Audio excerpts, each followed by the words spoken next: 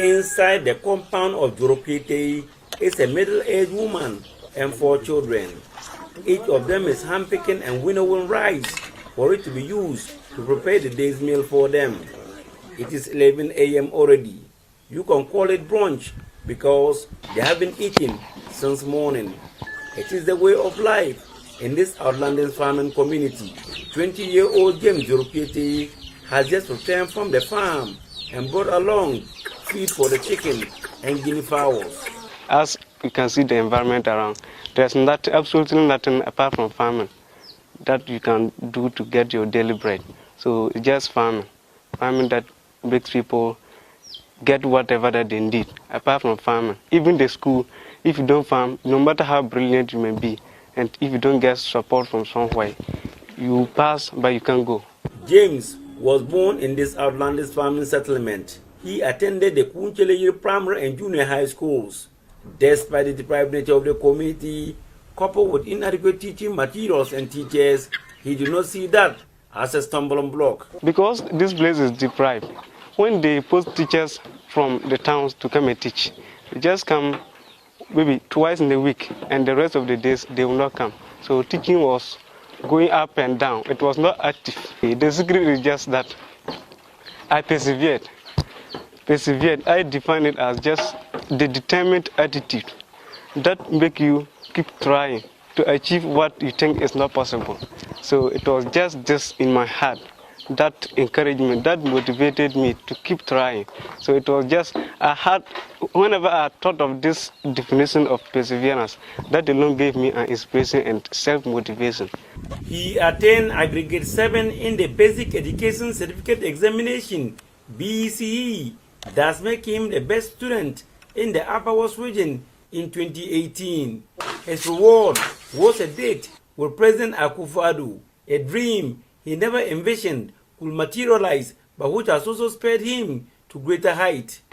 I thought I was actually dreaming, because initially I didn't think I could have such an opportunity. Looking at where I'm coming from, and I didn't think it was at a position to help me go that far.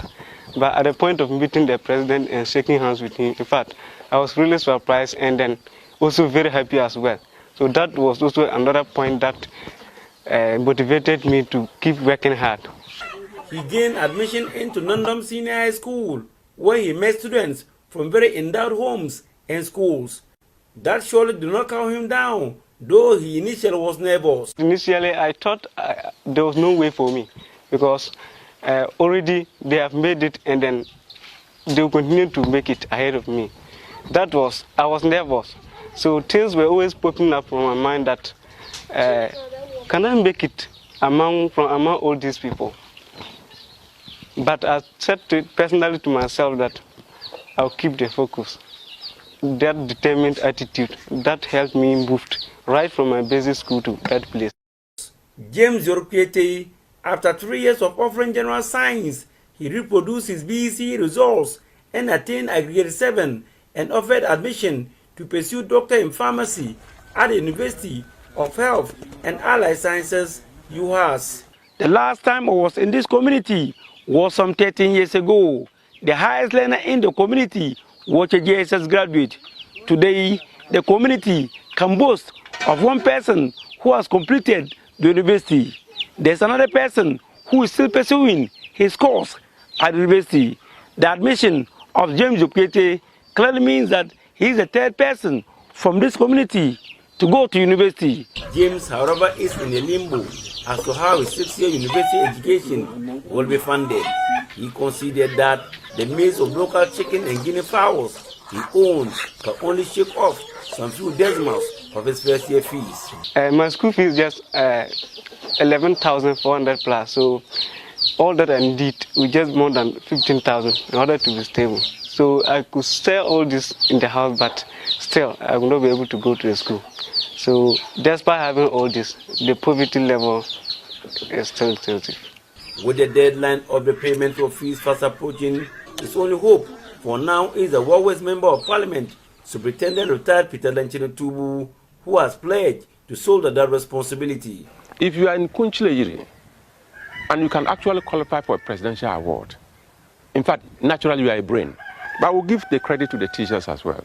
He wasn't only the only student. Many others did well, but he was just outstanding. And he went ahead to prove it even at the senior high level. And such students should be inspired. And as a politician, believing that I am building better leaders around myself, I can't afford but to support him to go further. Well, his school fees is over 8,000, accommodation over 3,000. Basically, what it means is that every year I should be prepared to spend not less than 15,000 Ghana cedis to enable him stay on course for 6 years. And I'm very willing to do the best that I can to keep him in school until he graduates. James is living in this community with his uncles and 10 other younger cousins.